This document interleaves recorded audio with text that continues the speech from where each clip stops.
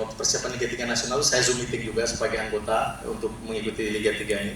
Saya Zoom meeting dengan Sekjen PSSI.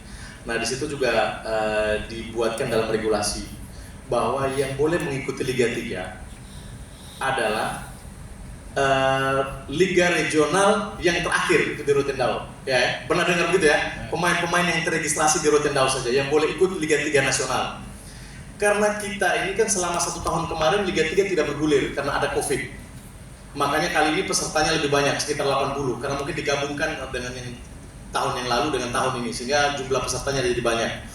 Nah di regulasi itu mengamanatkan bahwa tetap walaupun kita yang menang di Lembata, kita tidak bisa memakai pemain yang di Lembata untuk bermain di Liga 3 Nasional karena acuannya rujukannya di Rote. Kita harus pakai pemain yang terakhir bermain di Liga 3 Regional.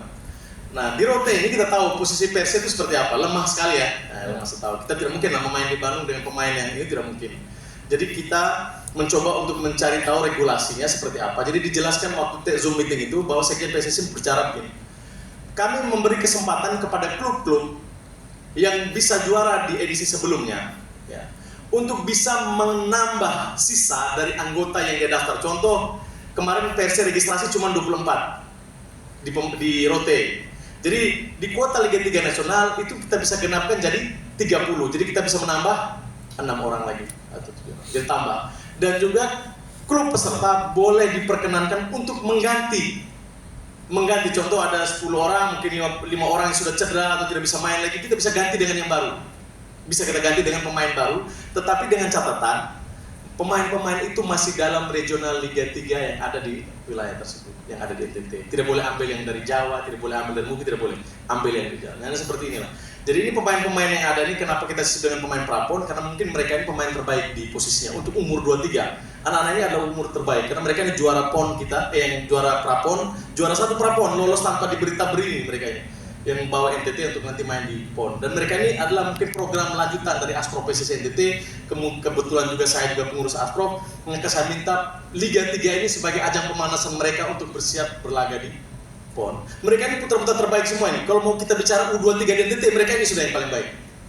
Mungkin ada 3 orang yang dari Ngada, satunya gelandang, satunya bek kiri, Heron itu sudah bermain di U20, ada satu lagi center back. Ada 3 orang pemain PSN yang ada yang tidak bisa bermain. Kalau selebihnya ini mereka ini yang terbaik. Nah kita sisipkan kolaborasi dengan pemain-pemain PSC yang ada yang bagus-bagus seperti Adi Ate, ada Muhajir, itu ada beberapa orang Ende yang mungkin kita sisipkan di tim ini.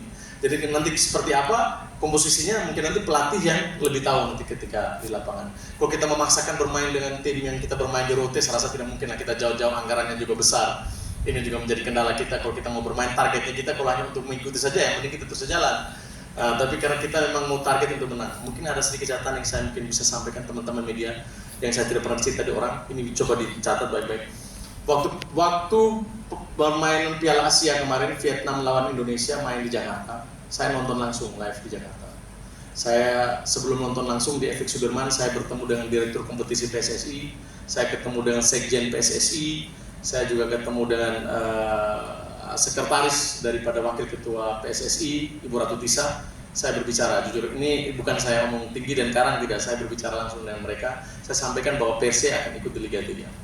Terus mereka bilang, kalau seandainya ini diskusi ya, harapan saya diskusi dengan mereka. Harapan saya kalau Persija ini lolos, kami mungkin jujur, kami ini provinsi miskin dan kabupaten miskin.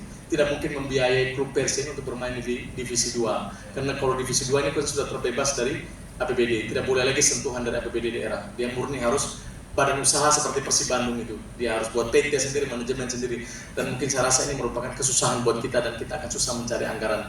Paling pihak donatur BUMD yang bisa membantu kita paling Semen Kupang, itu berapa kuat sih? Paling Bank NTT juga sekarang juga lagi setengah mati juga. Ini juga kebetulan bantuannya karena kita mungkin kedekatan dengan Pak Dirut Bank NTT saja. Kalau tidak mungkin agak susah juga. Nah ini saya sampaikan ke Pak Sekjen,